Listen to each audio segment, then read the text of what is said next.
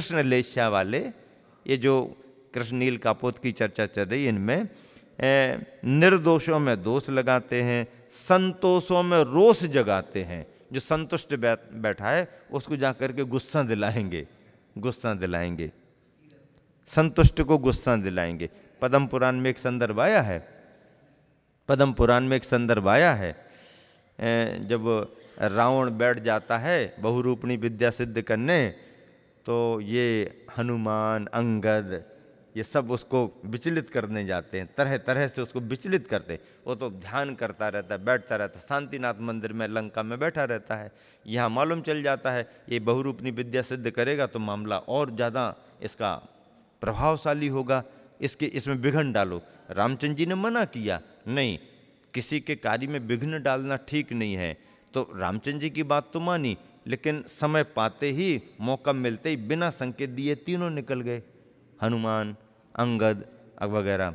और जा करके रावण जो ध्यान कर रहा था माला लेकर के, तो पद्म पुराण में लिखा, पहले तो ये सब जाके ऐसा ऐसा देखते हैं उसकी आंखों की तरफ ऐसा करके, ताकि कहीं इसका मन विचलित हो, तो भी कुछ नहीं। फिर उसके बाद धीरे से किसी ने उसकी माला निकाली, तो भी कुछ नहीं बोला। माला उसको दिखाने लगे, तो भी कुछ नहीं बोला। फिर माला को हिलाने लगे, तोड़ने जैसा करने लगे, अब तो ये कुछ करे, तो भी कुछ नहीं बोला। माला को पटक दिया, तोड़ दिया, तो भी कुछ नहीं बोला। फिर मणियाँ उठा उठा करके माला बना के फिर हाथ में देने लगे, तो भी कुछ नहीं बोला। और इतना होते होते ही उसका मंत्र पूरा हो गया, बहुरूपणी विद्या सिद्ध हुई। और जैसे ही रावण उसके खड़ा होता है, ये सब अपने आप भाग जाते हैं। अब तो हो गया। तो कहने का मतलब, संतोषों में रोष जगाते हैं। अपना कार्य सिद्ध करने के लिए आदमी क्या उपाय कर सकता है, कर सकता है जो भी उपाय करें। निर्दोषों में दोष लगाते हैं। हालांकि रावण का संदर्भ अलग है पद्म पुराण में। निर्दोषों में दोष लगाते हैं, संतोषों में रोष जगाते हैं, बंदियों की भी निंदा करते हैं, शुभ कर्मों को अंधे करते हैं, सुकृत की सुषमा सुरभि को सूंघना नहीं चाहते, भूल कर भी विषयों के रसिक बने हैं, कसाई कृषि के कृषक बने हैं, जलधर नाम इनका सार्थक है। जड़त्व को धारण करने से जो मतिमंद मदांध बने हैं, यद्यपि इनका नाम पयोधर भी है, तथापि विष ही बरसाते हैं वर्षा ऋतु में। अन्यथा भीर्मरसम काले क्यों हैं, यह बात निराली है कि वसुधा का समागम होते ही विष सुधा बन जाता है। और यह भी एक शंका होती है कि वर्षा ऋतु के अनंतर शरद ऋतु में हीरकसम शुभ्र क्यों होते। प्रसंग पूरा हो गया, समय भी पूरा हो गया। शेष चर्चा इसी को लेकर के कल करेंगे। महावीर भगवान मूक माटी के प्रसंग में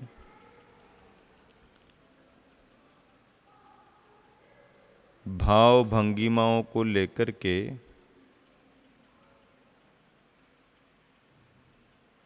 बादलों के लिए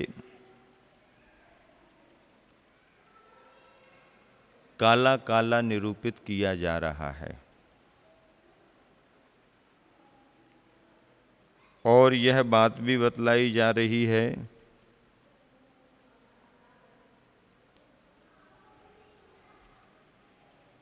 कि ऐसे प्रचंड काले काले बादल, जिनको देख करके भ्रमर दल भी भ्रमित हो रहे, ऐसे बादलों की चर्चा होते होते ये कहा जा रहा कि यद्यपि इनका नाम पयोधर भी है, तथापि विष ही बरसाते हैं वर्षा ऋतु में ये। अन्यथा भ्रमरसम काले क्यों हैं, यह बात निराली है कि वसुधा का समागम होते ही विष सुधा बन जाता है, पानी जमीन पर आता है, अच्छा हो जाता है। और यह भी एक शंका होती है कि वर्षा ऋतु के अनंतर शरद ऋतु में हीरक समशुभ्र क्यों होते। तो पानी गिरने के बाद में बादल स्वच्छ शुभ्र हो जाते हैं। उपाय की उपस्थिति ही पर्याप्त नहीं है, उपादेय की प्राप्ति के लिए अपाय की अनुपस्थिति भी अनिवार्य है। उपादेय की प्राप्ति के लिए उपाय की उपस्थिति ही पर्याप्त नहीं है, अपाय की अनुपस्थिति भी अनिवार्य है। जो साधन है वो मिल जाए तो काम हो ही जाएगा, ऐसा नहीं है। व्यवधान पैदा करने वाली सामग्री ना हो, ये ज़्यादा महत्वपूर्ण है। और वह अनायास नहीं, प्रयास साध्य है। अपाय की अनुपस्थिति अनायास नहीं, प्रयास साध्य होती है। इस कार्य कारण की व्यवस्था को स्मरण में रखते हुए ही सर्वप्रथम वह बादल दल देखते देखते पल भर में अपने पथ में बाधक बने प्रभाकर से जा भिड़ते हैं और घन घमंड घुले गुरु गर्जन करते कहते हैं कि धरती का पक्ष क्यों लेता है, सागर से क्यों चिढ़ता है। अरे खर प्रभाकर सुन, भले ही गगनमणि कहलाता है तू। बादल सूर्य को कह रहे हैं, भले ही गगनमणि कहलाता है तू। सौर मंडल देवता ग्रह ग्रह गणों में अग्र तुझ में व्यग्रता की सीमा दिखती है। अरे उग्र शिरोमणि, तेरा विग्रह यानी देह धारण करना वृथा है, कारण कहाँ है तेरे पास विश्राम गृह। तूने शरीर धारण कर लिया, देह धारण करना तेरी व्यर्थ है। क्यों? क्योंकि तेरे को विश्राम गृह है ही नहीं, आराम करने की जगह है ही नहीं। तभी तो दिन भर दीनहीन सा दर दर भटकता रहता है। सूरज घूमता रहता है, चलता रहता है, तो दिन भर दीनहीन सा दर दर भटकता रहता है। फिर भी क्या समझकर साहस करता है सागर के साथ विग्रह संघर्ष हेतु। यह सब होते हुए भी क्या समझ करके तू साहस करता, हिम्मत जुटाता है सागर के साथ विग्रह संघर्ष हेतु। अरे अब तो सागर का पक्ष ग्रहण कर ले अनुग्रह अपने पर और सुख शांति यश का संग्रह कर। अवसर है, अवसर से काम ले। अवसर है, अवसर से काम ले। अब सर से काम ले, अवसर से काम ले। अब सर से काम ले। अब तो छोड़ दे उल्टी धुन, अन्यथा ग्रहण की व्यवस्था अविलंब होगी। आप यदि सही रास्ते पर नहीं आए तो बादल कहते हैं ग्रहण की व्यवस्था अविलंब होगी। और सूर्य का ग्रहण होगा तो अकीर्ति का कारण कदाग्रह है। अकीर्ति का कारण कदाग्रह है। कदाग्रही को मिलता आया चिर से कारागृह वह। आप कदाग्रही रहोगे तो आपको हमेशा कारागृह मिलेगा। कठोर कर्कश कर्ण कटु शब्दों की मार सुनकर दसों दिशाएं बधिर हो गईं। नभ मंडल ही निस्तेज हुआ, फैले बादल दलों में डूब सा गया। अवगाह प्रदाता अवगाह सा हो गया। और प्रभाकर का प्रभा मंडल भी कुछ कुछ निष्प्रभ हुआ। कहता है कि प्रभाकर का प्रभा मंडल भी कुछ कुछ निष्प्रभ हुआ। कहता है कि अरे ठगो, औरों को ठगकर ठहाका लेने वालों, अरे खंडित जीवन जीने वालों, पाखंड पक्ष ले उड़ने वालों, यह रहस्य की बात समझने में अभी समय लगेगा तुम्हें। क्या समय लगेगा? गंदा नहीं बंदा ही भयभीत होता है। गंदा नहीं बंदा ही भयभीत होता है विघन विषम विघन संसार से। गंदा नहीं बंदा ही भयभीत होता है विषम विघन संसार से। और अंधा नहीं आंख वाला ही भयभीत होता है परम सघन अंधकार से। जो पवित्र नहीं है वो संसार से क्या डरेगा? डरेगा तो बंदा, जो आस्था रखता है, पवित्रता की भावना रखता है, वह संसार से डरेगा। और अंधा नहीं, आंख वाला ही भयभीत तो होता है परम सघन अंधकार से। अंधा क्या डरेगा अंधेरे से? तो आंख वाला डरेगा अंधेरे से। हिंसा की हिंसा करना ही अहिंसा की पूजा है, प्रशंसा। अर्थात हिंसा को दूर कर देना, हिंसा के भावों को ही मार देना, हिंसा के कार्य को ही एक तरह से हटा देना, हिंसा करना ही अहिंसा की पूजा है, प्रशंसा। और हिंसक की हिंसा करना, हिंसक की हिंसा करना या पूजा नियम से अहिंसा की हत्या है, नृशंसा। हिंसा एक कार्य है और हिंसा करने वाले को हिंसक कहा जाता। तो कार्य का अंत कर देना ही अहिंसा की पूजा है। और यदि हमने हिंसा करने वाले की ही हिंसा कर दी तो अहिंसा की पूजा नहीं, बल्कि अहिंसा की ही हत्या हो गई। धीरता ही वृत्ति वह धरती की धीरता है। धीरता ही वृत्ति वह धीरता, बुद्धि में रत होने की वृत्ति वह धरती की धीरता है। और काय रता ही वृत्ति वह काय रता ही वृत्ति वह जलधि की कायरता है।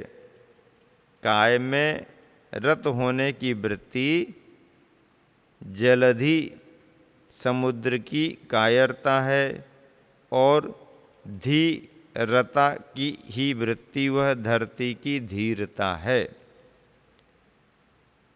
यूं मही की मूर्धन्यता को अर्चना के कोमल फूलों से और जलधि की जघन्यता को तर्जना के कठोर सूलों से, पृथ्वी की मूर्धन्यता अर्चना के कोमल फूलों से और जलधि की जघन्यता को तर्जना के कठोर सूलों से पदोचित पुरस्कृत करता प्रभाकर फिर स्वाभिमान से भर आया। जितनी थी उतनी पूरी की पूरी उसकी तेज उष्णता वह उभर आई ऊपर। रुधिर में सनीसी भय की जनी ऊपर उठी तनी भिरकुटियाँ लपलपाती रसना बनी। आगे की बूंदें ही टपकाती हों घनी कहीं, नहीं नहीं किसी को छोड़ूंगी नहीं। यूं गरजती दावानल समधधकती बनी सी बनी, वनी वनी जंगल वनी सी बनी, सही सही समझ में नहीं आता। और इस तरह से फिर आगे क्या होता है? पूरी खुली दोनों आंखों में लावा का बुलावा है, क्या भुलावा है यह। बाहर घूम रहा ज्वालामुखी, तेज तत्व का मूल स्रोत, विश्व का विद्युत केंद्र। ज्वालामुखी को विश्व का विद्युत केंद्र कहा। संसार के कोने कोने में तेज तत्व का निर्यात यहीं से होता है, जिसके अभाव में यातायात ठप, जड़ जंगमों का चारों ओर अंधकार घुप। निंदा की दृष्टि से निरखने में निरत निकट नीचे आए नीच निराली नीति वाले बादल दलों को जलाने हेतु प्रभाकर के प्रयास को निरख सागर ने राहु को याद किया। अब बादलों को तो प्रेरित कर दिया, प्रभाकर को समझाया, काम बना नहीं समझाने से, प्रभाकर माना नहीं, तब राहु को समुद्र ने याद किया। प्रभाकर की उद्दंडता कब तक चलेगी? पृथ्वी से प्रभावित प्रभाकर सौर मंडल की शालीनता को लीलता जा रहा हुआ, धरती की सेवा में निरत हुआ पृथ्वी से प्रभावित प्रभाकर क्या आपसे परिचित नहीं? क्या मृगराज के सम्मुख जा मनमानी करता है मृग भी? क्या मृगराज के यानी सिंह के सम्मुख जा मनमानी करता है मृग भी। क्या मानी बन मेंढक भी विषधर के मुख पर जा खेल खेल सकता है? मानी बन करके मेंढक विषधर के मुख पर जा खेल खेल सकता है? कहीं ऐसा तो नहीं कि धरती की सेवा के मिस आपका उपहास कर रहा हो? कुछ भी हो, कुछ भी लो, मन चाहा मुंह मांगा, मांग पूरी होगी सम्मान के साथ, यह अपार राशि राह देख रही है। अब देखो क्या कहते हैं, शिष्टों का उत्पादन पालन हो, दुष्टों का उत्पातन गालन हो। शिष्ट यानी सज्जन, दुष्ट यानी दुर्जन। तो सज्जनों का शिष्टों का उत्पादन अर्थात उनका पालन हो, और दुष्टों का उत्पातन अर्थात उनका हटाना गालन हो। संपदा की सफलता वह सदुपयोगिता में है ना। राह में राशि मिलती देख, राहु गुमराह सा हो गया। राहु केतु होते ना, राहु और सूर्य। तो राह में राशि मिलती देख, राहु गुमराह सा हो गया। हाय खेत की बात है, राहु की राह ही बदल गई और चुपचाप यह सब पाप होता रहा दिन दहाड़े सरासर सागर से निर्यात सौरमंडल की ओर। यान में भर भर कर झिलमिल झिलमिल अनगिन निधियां, ऐसी हस्ती धवलिम हंसियां, मनहर हीरक मौलिक मणियां, मुक्ता मूंगा माणिक छबियां, पुख राजों की पीलिम पटियां, राजाओं में राघुवरता नीलम के नग रजतिम छणियां। सागर पक्ष का समर्थन हुआ, राहु राजी हुआ, राशि स्वीकृत हुई, सो दुर्बलता मिटी।